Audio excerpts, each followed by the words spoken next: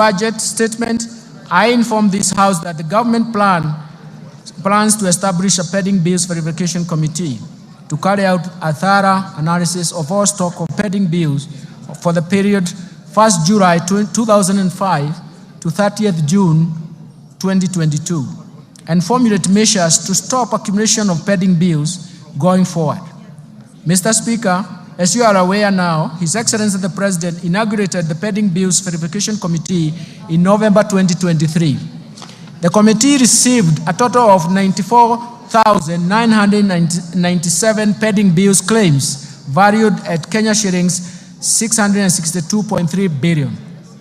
Analysis of the pending bill claims submitted by MDAs is ongoing. The general public has been given an opportunity to submit any pending bill claims owed by the national government. The committee is expected to complete its work and submit a report by October 2024 for implementation within the fiscal framework. Fifth, the national assets and inventory management reforms. Mr. Speaker, the National Treasury has initiated reforms geared towards automating assets and inventory management in MDAs as well as county governments.